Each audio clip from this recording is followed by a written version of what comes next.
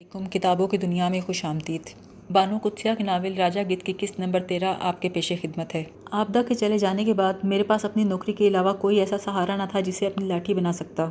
بھابھی سولت، ان کے دونوں بیٹے اور بھائی مختار مجھ سے اتنے دور تھے جیسے سکرین پر چلنے والی فلم اپنی تماشائیوں سے دور ہوتی ہے۔ السر کی تکلیف بہت بڑھ گئی تھی۔ رات کے پچھلے پہر معدے میں جلن ہونے لگتی تو میں اٹھ کر شہ نشین پہ چلا جاتا اور ٹہلنے لگتا۔ اچانک ایک دن مجھے پروفیسر سہیل ریڈیو اسٹیشن کے باہر مل گیا۔ اس نے مجھ سے کسی قسم کے سوال جواب کے بغیر اپنی چمکدار مسکراہٹ پیش کر دی۔ یہاں کیا کرتے ہو مائی ڈیئر اسٹوڈنٹ؟ ملازم ہوں سر، میں نے چائے کے لیے چپراسی سے کہا۔ وہ میرے سامنے بیٹھ کر سگریٹ پینے لگا۔ السر کا کیا حال ہے؟ ٹھیک ہو گیا یا ابھی تک اینگزائٹی ہے؟ ویسا ہی ہے سر۔ میرا خیال ہے تم نے ٹھیک سے یوگا نہیں کیا ہوگا ورنہ افاقہ ہوتا۔ میں کوئی سمت مقرر نہیں کر سکا سر۔ میں کنسنٹریٹ نہیں کر سکتا۔ مجھے خود معلوم نہیں مجھے کیا چاہیے، میں کس لیے پریشان ہوں۔ وہ مسکراتا رہا، پھر بولا، دیکھو کوئی آدمی زیادہ دیر تک بے سمت ہو کر پریشان رہے تو دائمی پریشان ہو جاتا ہے۔ اگر دکھ یا ہیجان کی کوئی وجہ ہو تو وہ اس پہ قابو پا لیتا ہے۔ تم کو پتہ ہونا چاہیے آخر اس قدر اینگزائٹی کی اصل بنیادی وجہ کیا ہے۔ تمہیں اپنے آپ کو کوئی سمت دینا ہوگی، کوئی مشن اپنانا پڑے گا۔ میں اس قابل نہیں ہوں سر، میں کوئی مشن نہیں اپنا سکتا، تھینک یو۔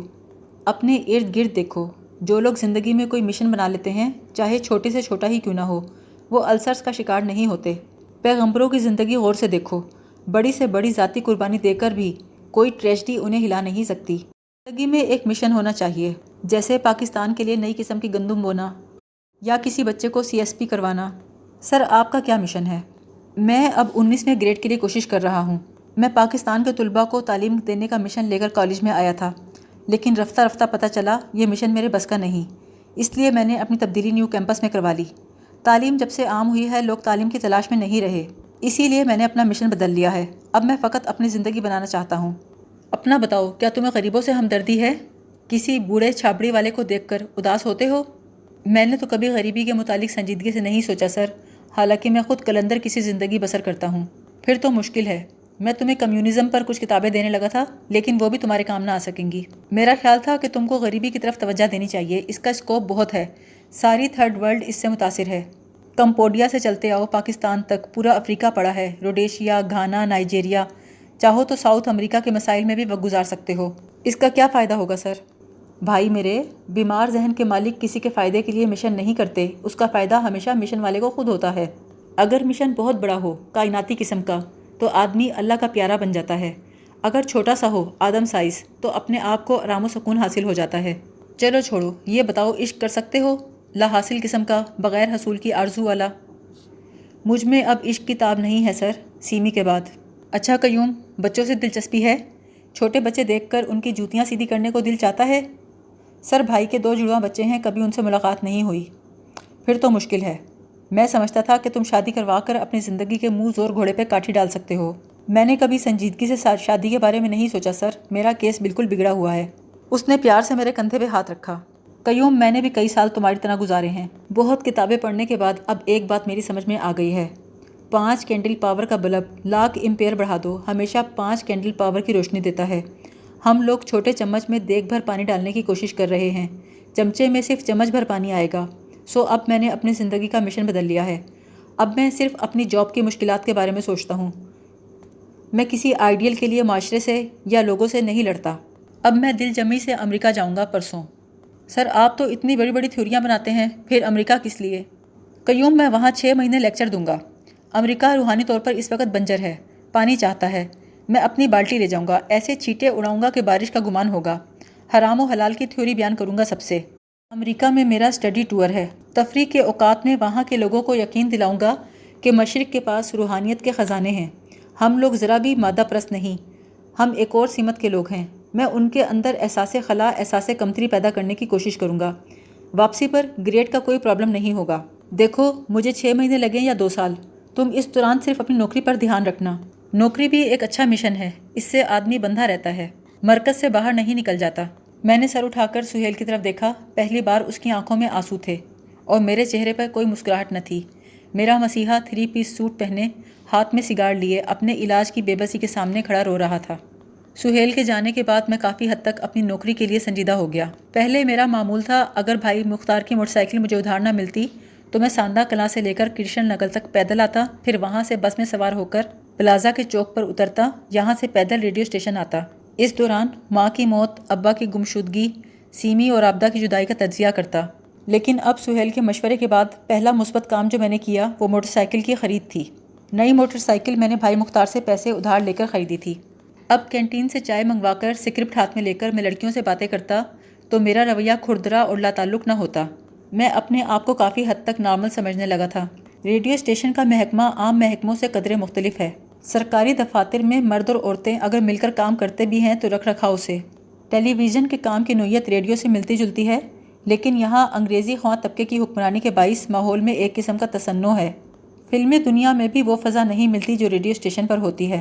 ریڈیو کا عملہ اگر ادب پرست، موسیقی نواز، دلدادہ ڈرامہ نہ بھی ہو، تب بھی یہاں ایسی روایات ہیں کہ اچھے شعر پر سب سر دھنتے ہیں، مناسب لے پر داد دیتے ہیں، مکالمے کی چست ادائیگی پہ قربان ہو جاتے ہیں۔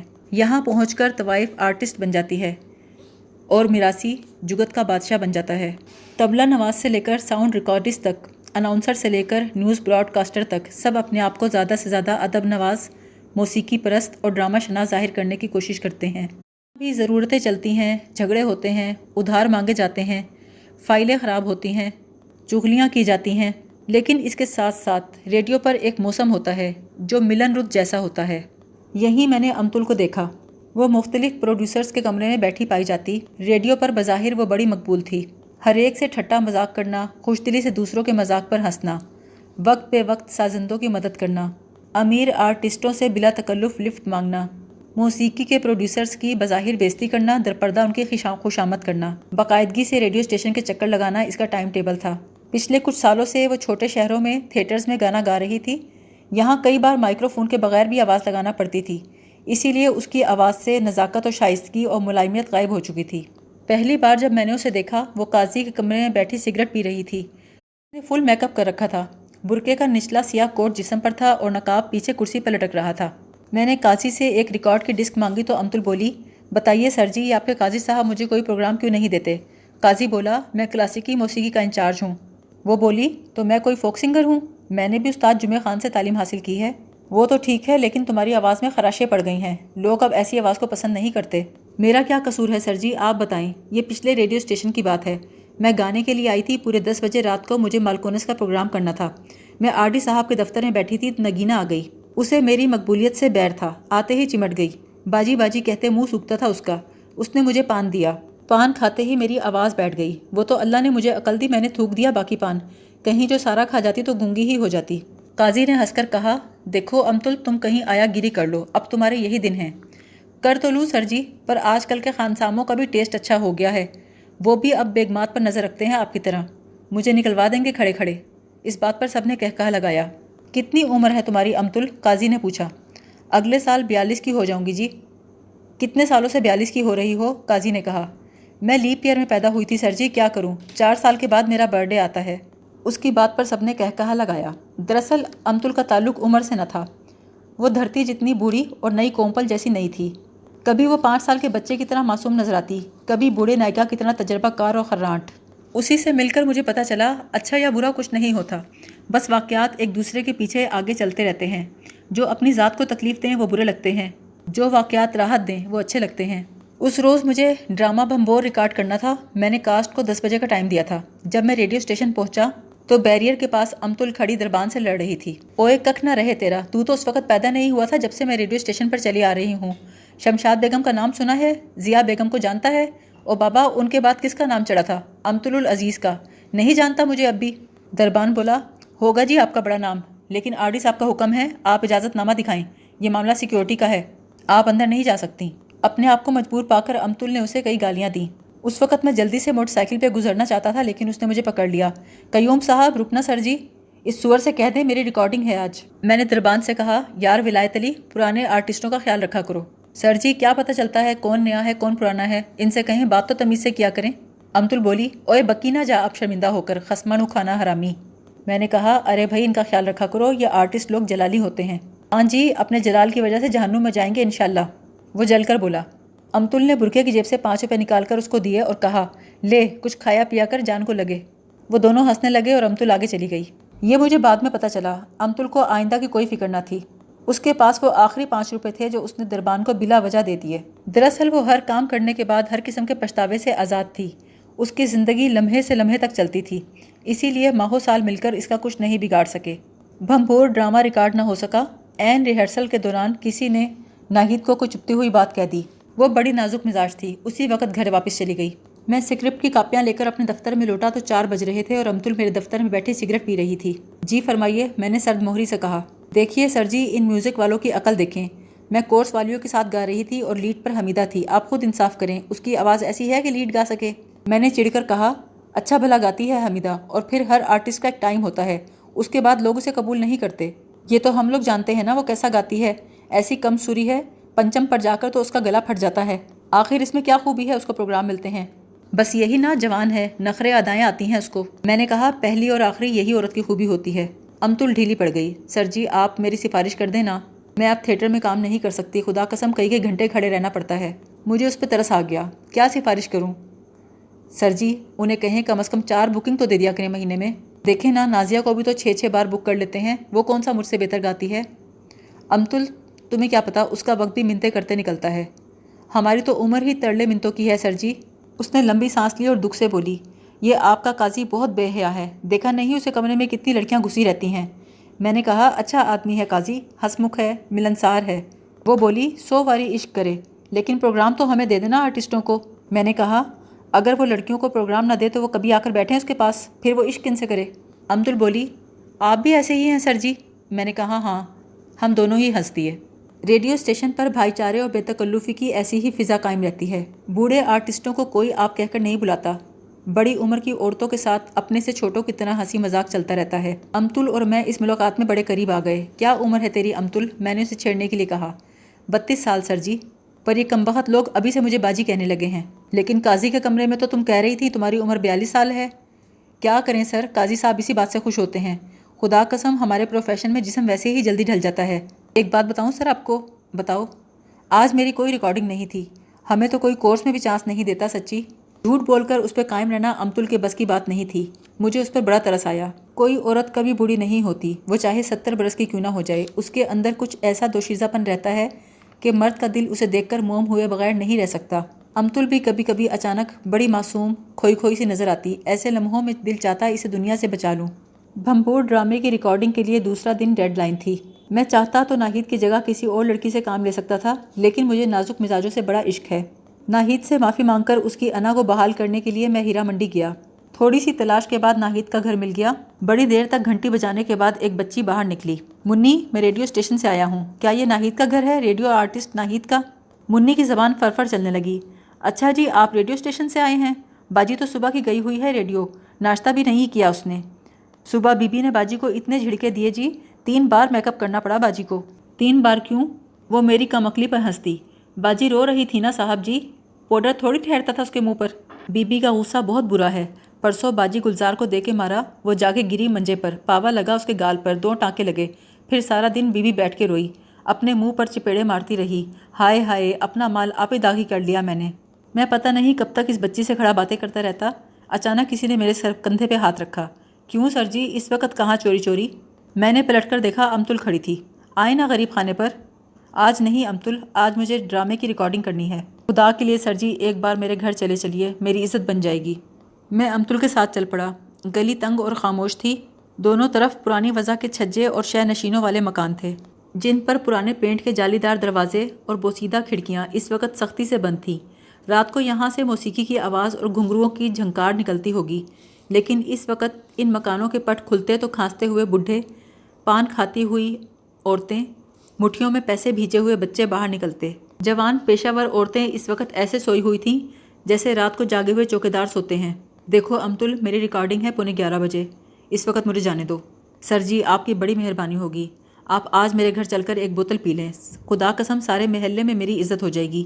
اب تو کئی سالوں سے میرے گھر نہ کوئی فلم والا آیا ہے، نہ ریڈیو اسٹیشن سے کسی نے خبر لی ہے۔ میں نے ڈیوڑی میں موٹر سائیکل کھڑی کی اور اندر صحن میں داخل ہوا۔ اس صحن کے ہر طرف کمرے تھے، آنگن میں ڈھیلی چارپائیاں تھیں، ان چارپائیوں پر مختلف عمروں کے لوگ بیٹھے تھے۔ جہاں باسی برتنوں کے ٹرے، کوڑے کی ٹوکریاں، پرانے کپڑوں کے انبار پڑے تھے۔ بچے رو رہے تھے، عورتوں کے بولنے کی آواز آ رہی تھی، حساب ہو رہے تھے۔ یہ گھر کسی کا گھر نہیں تھا اور سب کا گھر تھا۔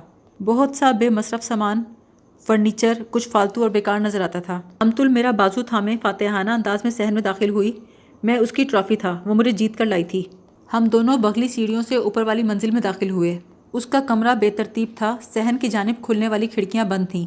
ایک پرانا پلنگ جس پر بوسیدہ کھیس اور شنیل کی رضائی پڑی تھی۔ الماری کے پٹ کھلے ہوئے تھے، اس میں ٹھسا ٹھس کپڑے بھرے تھے۔ امتل نے کمرے میں گھستے ہی الماری کے پٹ بند کر کے اس کے سامنے کرسی رکھ دی اور مجھے صوفے پہ بیٹھنے کا اشارہ کیا۔ یہ اتنی ساری مخلوق یہاں رہتی ہے امتل، تمہارے ساتھ؟ ہاں سر جی، ہمارا رواج ہے، ہم لوگ اپنے بزرگوں کی بہت عزت کرتے ہیں۔ یہ سب تمہارے بزرگ ہیں؟ کچھ بزرگ ہیں، کچھ رشتہ دار ہیں۔ اچھا یہ بتائیں، کوک پئیں گے کہ فینٹا؟ چائے یا سبز قہوہ؟ امتل سچ پوچھو تو کچھ بھی نہیں، ریکارڈنگ ہے میری۔ ترکا پلنگ پر پھینکا اور چھجے کی طرف چلی گئی۔ بی بی چائے بھجوائیں اوپر، پارٹی آئی ہے۔ وہ پلٹی تو میں نے کہا پارٹی کا کیا مطلب امتل؟ اس نے کہا سر جی پارٹی گاہک ہوتا ہے، اب وقت بدل گیا ہے، گاہک کہتے ہوئے شرم آتی ہے۔ میں گھبرا کر بولا لیکن میں تو پارٹی نہیں ہوں امتل۔ سر جی آپ کا کیا جائے گا، میری عزت بن جائے گی محلے میں۔ ویسے بھی اب تو میرے مہمان کی بیوی خاطر ہی نہیں کرتی، اب تو فیروزہ کے دن ہیں۔ فیروزہ کون؟ میری چھوٹی بہن ہے سر جی، اچھے پیسے لاتی ہے مجروں سے، اس کی خاطریں ہوتی ہیں، اس کے مہمانوں کو ککڑ بھون بھون کے کھلاتی ہے بیوی۔ میں تو چائے بھی منگوا لوں تو غصہ آ جاتا ہے۔ مجھے امتل پر بڑا ترس آیا، اس کے بوڑھے جسم میں دوشیزگی کی ادائیں دیکھ کر تکلیف ہو رہی تھی۔ اگر میرے بس میں ہوتا میں اسے کہیں سے اس کی جوانی لا کر لوٹا دیتا۔ دراصل یہی وہ وقت تھا جب مجھے بھاگ جانا چاہیے تھا، لیکن مجھ سے بھاگا نہ گیا۔ اس وقت میں سوشیالوجی کا ایک طالب علم تھا اور ایک نئے معاشرے، ایک نئی مخلوق سے متعارف ہو رہا تھا۔ کالج والا تجسس مجھ میں ابھرنے لگا۔ امتل یہاں کس قسم کی لڑکی اچھی طوائف بنتی ہے؟ سر جی جس لڑکی کی آنکھ بولے، ہونٹ دعوت دیں، چلتے میں کولے ہلیں، سچ بات ہے سر جی۔ عورت کا انگ انگ بولتا ہو تو کام بنتا ہے۔ تو تمہاری طرف بھی کچھ طبقے ہوتے ہیں، کوئی ذات برادری؟ وہ ہنسنے لگی۔ لو سر جی، اونچ نیچ کا چکر کہاں نہیں ہوتا، یہ چکر تو چوروں میں بھی ہوتا ہے۔ کچھ چور صرف نقدی سونا چراتے ہیں، کچھ بھینس بکری کھول کر لے جاتے ہیں، اور کچھ تو صرف گٹر کے ڈھکن اٹھاتے ہیں۔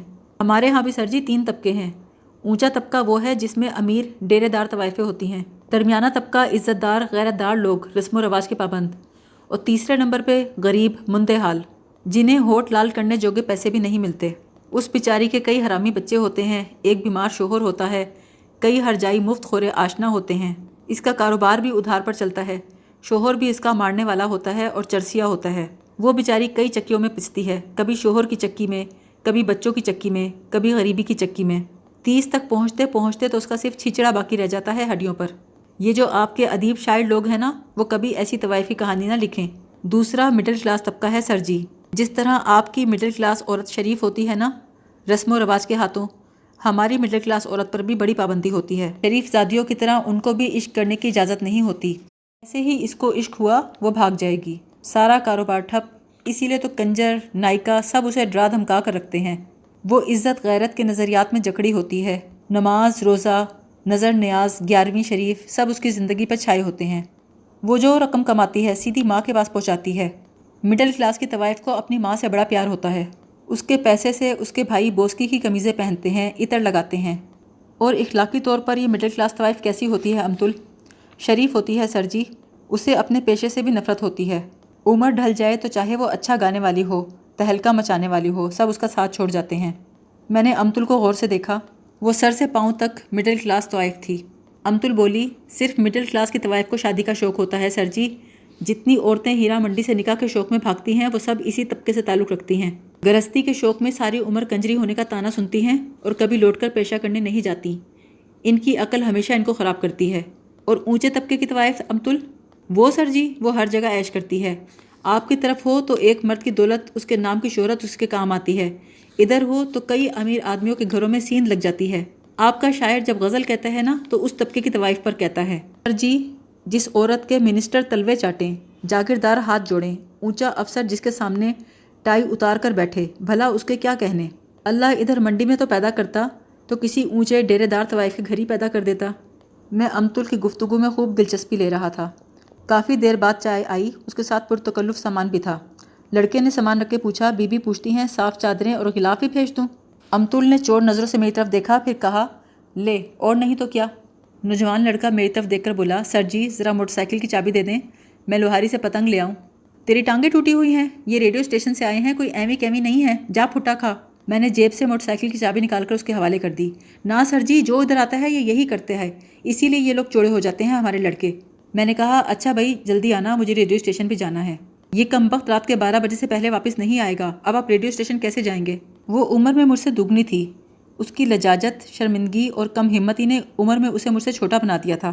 بڑی دیر تک وہ میری آؤ بھگت کرتی رہی۔ نوجوان کے جانے کے بعد کوئی چادریں اور غلاف لے کے آیا۔ امتل نے بستر صفائی سے بچھایا، مجھ سے نظریں چرائے ادھر ادھر کی باتیں کرنے لگی۔ ابھی تک نوجوان موٹر سائیکل لے کر نہ لوٹا تھا۔ میں چلا تو جاتا لیکن دوبارہ موٹر سائیکل لینے کے لیے ادھر آنا نہ چاہتا تھا۔ جب ہم رات کا کھانا کھا چکے تو امتل نے کہا سر آپ چلے جائیں، خدا قسم وہ تو کیا پتہ کل تک نہ آئے۔ مجھے دوبارہ ادھر آنے سے خوف آ رہا تھا۔ آپ سو جائیں پھر سر جی، میں ادھر صوفے پہ لیٹ جاؤں گی، بستر بالکل صاف ہے۔ میں چپ چاپ سگریٹ پیتا رہا۔ اتنی عمر کی عورت کو میں نے اس سے پہلے کبھی اتنا بے بس نہیں دیکھا تھا۔ آپ ٹیکسی پہ چلے جائیں سر جی، میں کل ریڈیو اسٹیشن پر آپ کو چابی دے دوں گی۔ میں چپ رہا۔ یہ رضائی بالکل صاف ہے، اس میں کوئی نہیں سویا سر جی۔ میں نے جوتے جرابے اتار کر ٹائی کوٹ ایک طرف رکھا اور چپ چاپ پلنگ پر لیٹ گیا۔ ادھر آؤ امتل۔ جی سر جی۔ میرا نام معلوم ہے نا تمہیں؟ جی۔ تو مجھے قیوم کہو نا۔ اچھا سر جی۔ یہاں بیٹھو۔ وہ پلنگ کی پائنتی بیٹھ گئی۔ اس کی آنکھیں اور ہاتھ بہت خوبصورت تھے۔ ایک دم وہ میری ٹانگیں دبانے لگی۔ یہ کیا کر رہی ہو امتل؟ ادھر آؤ میرے پاس۔ کبھی تم نے کسی سے محبت کی ہے؟ لا حاصل محبت۔ وہ چپ رہی۔ امتل تم تو تجربہ کار ہو، بتاؤ تم نے کبھی عقل شعور سے نکل کر محبت کی ہے؟ ہمیں کیا پتا ان باتوں کا سر جی، ہمارے پاس جو لوگ آتے ہیں ان کو پہلے ہی زخم لگے ہوتے ہیں، ہم تو صرف پھاہا رکھتے ہیں۔ پھر بتاؤ کسی کا زخم ٹھیک ہوا تمہارے ہاتھوں؟ اب اس کی آنکھوں سے آنسو گرنے لگے۔ نا سر جی، زخم ہمیشہ اسی سے ٹھیک ہوتے ہیں جو انہیں عنایت کرتا ہے، اور کبھی کبھی تو یہ اس کے بس کی بات بھی نہیں رہتی۔ بتاؤ امتل، جب آدمی کسی کو زخم عطا نہیں کر سکتا، خود کسی کا زخم بھر نہیں سکتا، تو پھر وہ کیوں جیتا ہے، کیوں جیے چلا جاتا ہے؟ اس نے مجھے سینے سے لگا لیا اور روتے ہوئے بولی آپ کیوں روتے ہیں، روئیں آپ کے دشمن۔ آدھی رات گئے جب میرا موٹر سائیکل نیچے آیا تو میری آنکھ کھلی۔ لیمپ پوسٹ کی روشنی تکیے پر اس جگہ پڑ رہی تھی جہاں امتل سوئی ہوئی تھی۔ اس وقت اس کی عمر اس کے چہرے پہ لکھی تھی۔ آنکھوں کے نیچے گہرے حلقے تھے۔ وہ منہ کھولے ہلکے ہلکے خراٹے لے رہی تھی۔ میں نے اسے آہستہ سے اٹھایا۔ امتل، وہ ہڑبڑا کے اٹھی۔ جی سر جی۔ مجھ سے شادی کرو گی؟ ہم دونوں ہمیشہ اکٹھے رہیں گے، ہمیشہ۔ وہ عجیب طور پہ ہنسی، پھر مجھے تکیے پر دھکیل کر بولی اچھا صبح صحیح، اس وقت تو مولوی نہیں ملے گا۔ پہلی بار مجھے دیر تک ہنسی آتی رہی، اپنے آپ پر، امتل پر اور ساری دنیا پر۔